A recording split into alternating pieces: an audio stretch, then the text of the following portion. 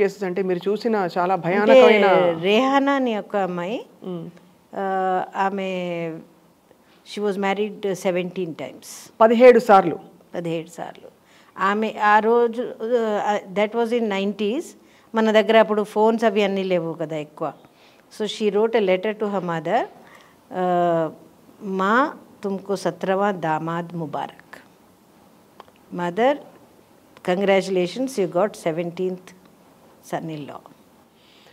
ఎలా జరిగిపోయింది మ్యామ్ అలా? అంటే అక్కడ వెళ్ళిన తర్వాత ఆమెకి పెండ్లి ఒకటి తర్వాత ఒకటి పెండ్లి జరిగింది.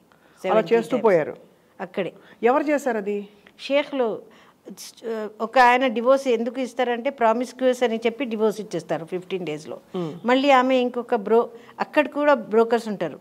బ్రోకర్స్ ఇక్కడ హైదరాబాద్లో ఉంటారు, మళ్ళీ బ్రోకర్స్ అక్కడ గల్ఫ్ కంట్రీలో ఉంటారు. వాళ్ళ కనెక్షన్ ఉంటుంది. అంటే ఇక్కడ వాళ్ళది ఫ్రెండ్ లేకుంటే బ్రదర్ అట్లా ఉంటారు. సో ఆమె అక్కడ వెళ్ళిన తర్వాత మళ్ళీ రావాలి అంటే కష్టం కదా, సరే ఇంకొక పెళ్లి చేసేసుకో, మళ్ళీ పెళ్లి అవుతుంది. మళ్ళీ 15 days తర్వాత ఆయన ప్రామిస్క్యూస్ అని రాసేస్తారు. ఈజీ కదా అది, blaming the girl is easy. So ఆయన డివోర్స్ ఇచ్చేస్తారు. మళ్ళీ ఇంకొక ఆయన ఆఫర్ చేస్తారు. ఆమె ఇంట్లో తీసుకుపోయి బాగా చూసి ఇంకొక ఆయనకు చూపెట్టి అట్లా 17 times జరిగింది. సో 17 సార్లు. సో ఆమె రాసిన తర్వాత ఆమె హైదరాబాద్కి వస్తే పేరెంట్స్ ఆమెకి చూడలేదు,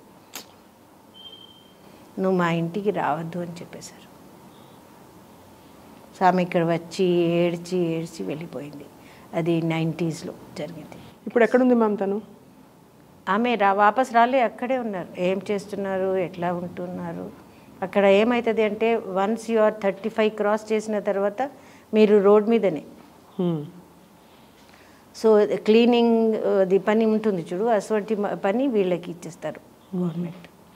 అంటే అంత నీచంగా చూస్తారు. 35 ఏళ్ళు దాటిపోతే ఇంకా సంసారానికి కూడా వాళ్ళు ఒక ముద్ర వేసేసి తరిమేస్తారు. ఎంత దారుణమైన ఇది, అసలు ఏమన్నా అర్థం ఉందా మ్యామ్? సో ఇప్పుడు రీసెంట్లీ 2017-18లో కూడా ఒక అమ్మాయికి 17 times మ్యారేజ్ జరిగింది సేమ్ పద్ధతిలో. అంటే అక్కడ కాదు, ఇక్కడే 17 సార్లు జరిగింది. అది ఎలా జరిగిపోయింది మ్యామ్? అంటే ఫస్ట్ మ్యారేజ్ జరిగితే నేను చెప్పలే తలాఖ్ నామా కూడా సైన్ చేస్తారు. సో 15 daysలో తలాఖ్ అయిపోయింది. అంటే లిటరలీ వాళ్ళు 15 days వాడుకోవడానికి అంతేనా? అంతనే 15 days ఆ చిన్నారిని అనుభవించడానికి ఇంత పచ్చిగా ఉంది. నెక్స్ట్ ప్రాస్టిట్యూషన్ అంతనే, it is a legalised prostitution అంతే. సో ఆమెకి అట్లా 17 times జరిగిన తర్వాత ఆమెకి సూసైడ్ చేసేసింది. అక్కడ మాత్రం పోలే కదా, చేసి బెజర్ వచ్చి సూసైడ్ చేసి. సో ఒక అమ్మాయి నేను అసలు మర్చిపోను, అది మదర్ వాజ్ అ విడో అనమాట. ఆమెకి 3 పిల్లలు. ఫస్ట్ ఆమెకి ఇట్లనే గల్ఫ్ కంట్రీకి షేఖ్కి పెళ్లి చేసి పంపించేసిన తర్వాత సెకండ్ అమ్మాయి ఏమో నేను పోను, నేను ఒక ఆటో డ్రైవర్తో పెళ్లి చేస్తాను అని ఆటో డ్రైవర్తో అన్నాడు. థర్డ్ ఆమె కొంచెం బ్యూటిఫుల్ ఉంటే ఆమెకి మళ్ళీ పంపించేది. మళ్ళీ పంపిస్తే ఆమె చాలా డబ్బులు సంపాదించి అమ్మకి ఇల్లు కావాలి అని డబ్బులు తెచ్చిన తర్వాత అమ్మ చాలా హ్యాపీగా 10-15 lakhs తెచ్చింది ఆమె. కానీ ఆమె డిసీజెస్తో వచ్చింది. అలా కూడా అవుతుంది మ్యామ్? అలా కూడా అవుతుంది. సో ఆమె వచ్చిన within 6 months she diet. So ఇప్పుడు నాకు ఎట్లా కనబడుతుంది అంటే ఇది బార్కస్ అయితే సరే, బాబానగర్ అయితే సరే, ఇవి ఈ ఫ్లెష్ మీద ఆడపిల్లల ఫ్లెష్ మీద ఆ పెద్ద ఇల్లు కనబడుతున్నాయి. కానీ ఎంత దారుణం ఇవన్నీ. వీళ్ళందరూ 99% ముస్లిం అమ్మాయిలే కదా మ్యామ్? అందరూ ఇలా బలైపోయిందంతా. కానీ ఎంత ఇస్లాంలో ఆడపిల్లల రక్షణ ఉండాలి అని చెప్పే మతం అని అంటూ ఉంటారు. అంటే మౌలిక సూత్రాలు చూస్తే స్త్రీకి సమాన గౌరవం ఇవ్వాలి అది ఇది అని. కానీ అంత డామినేషను, అంత దారుణమైన హింస అన్నది ఎలా ఒప్పుకుంటారు అసలు తల్లిదండ్రులు? అంటే వాళ్ళకి హింస లాగా కనబడవు, డబ్బులు కనబడతాయి. ఇది ఈమె పోతే తర్వాత ఇప్పుడు ఖాదిమాలాగా కూడా వెళ్తున్నారు. ఎంత పెళ్లి కోసం అది పట్టుకుంటారు కదా ఈజీగా.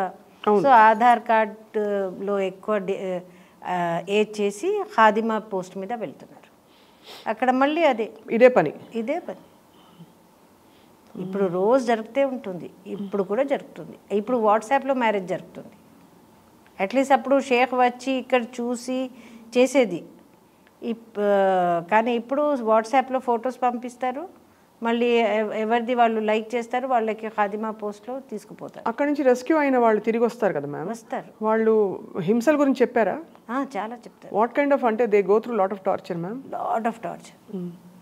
అంటే ఇప్పుడు రీసెంట్గా మా దగ్గర ఒక అమ్మాయి ఇర్ఫానా అని వచ్చింది.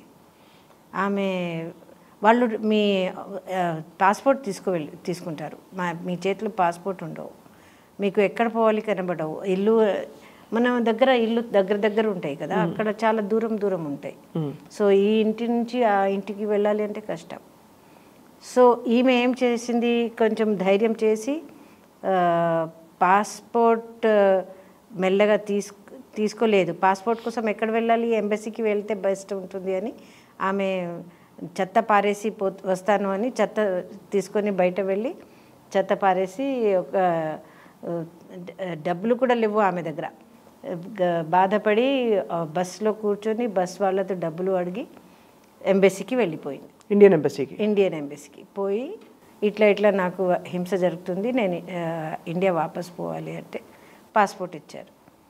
ఆమెది డబ్బులు, ఆమెది లగేజ్ అవి అన్నీ అక్కడే ఉన్నాయి కదా, నేను పోయి తీసుకొస్తానంటే మీకు లగేజ్ అవి కావాలంటే మళ్ళీ పాస్పోర్ట్ మర్చిపో, ఇంటికి వెళ్ళాలి అంటే పాస్పోర్ట్ కావాలి కదా, పాస్పోర్ట్ తీసుకొని వెళ్ళిపో. సో ఎంబసీ వాళ్ళు పంపించారు ఆమెకి, ఇండియాకి పంపించేసాను. She came back safe. వాళ్ళు వెతుకుతారా మళ్ళీ హౌండ్ చేసి? ఒక అమ్మాయి ఏమో వాళ్ళు హోటల్ తీసుకుపోయి 15 days చాలా వైలెన్స్ చేశారు. చేస్తే ఆమె ఎట్లయినా ఎస్కేప్ అయ్యి ఆమె కూడా ఎంబసీకి వెళ్ళి మళ్ళీ వచ్చేసారు.